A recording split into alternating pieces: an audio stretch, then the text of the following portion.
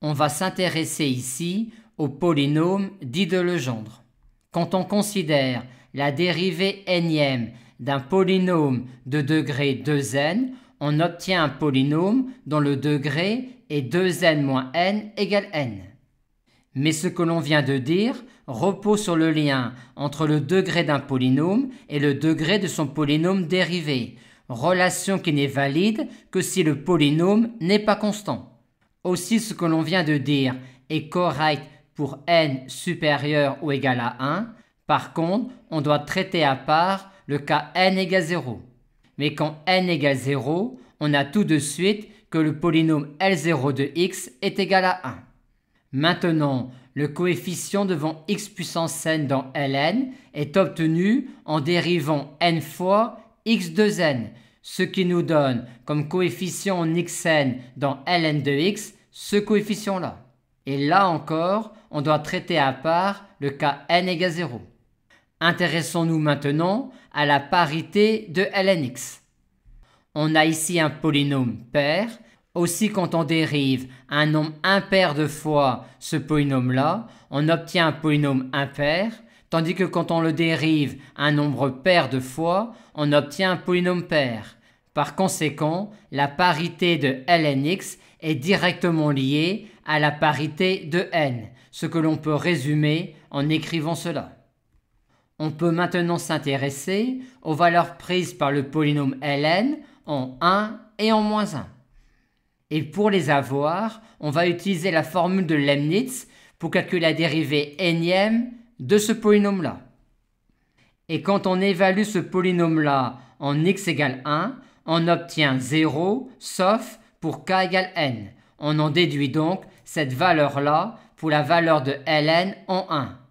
Et on en déduit tout de suite celle en moins 1, vu la question précédente.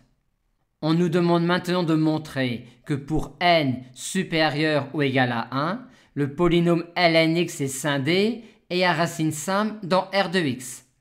Et on va même montrer que Lnx a n racines réelles distinctes dans l'intervalle ouvert moins 1, 1. Lnx étant la dérivée énième de ce polynôme-là, on peut commencer par regarder quelles sont les racines de ce polynôme-là.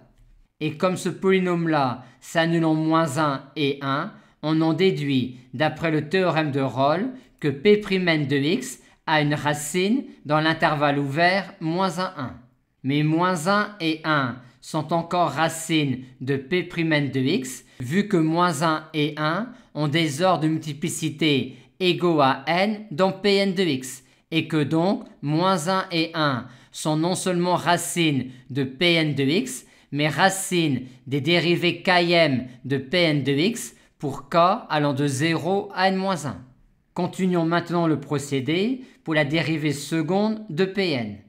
En appliquant le théorème de Rolle à P'N de x entre ces deux points-là et entre ces deux points-là, on en déduit que P seconde n de x s'annule en deux réels distincts de l'intervalle ouvert moins 1, 1 et P seconde n de x continue de s'annuler en moins 1 et 1. On montre ainsi par récurrence pour k allant de 0 à n que la dérivée km de Pn a k racines réelles distinctes dans l'intervalle ouvert moins 1, 1. Et pour effectuer la récurrence, on initialise pour k égale 0. Ensuite, dans la phase hérédité, on fixe un entier k dans le segment 0, n-1. On suppose alors la propriété vraie pour la dérivée km de Pn et on désire alors montrer la propriété pour la dérivée k plus unième de Pn.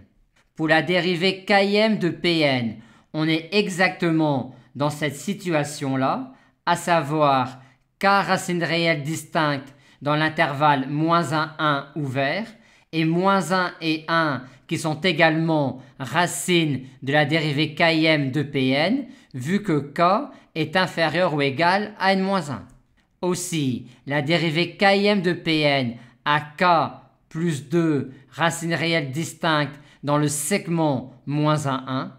On en déduit donc, d'après le théorème de Rolle, que la dérivée k plus unième de Pn a k plus une racine réelle distincte dans l'intervalle ouvert moins un 1, ce qui est exactement ce que l'on souhaitait démontrer. On a donc montré cette propriété-là pour k allant de 0 à n, et on en déduit donc en particulier que Ln a n racines réelles distinctes dans l'intervalle ouvert moins un 1, ce qui répond à la question vu que le degré de Ln est petit n.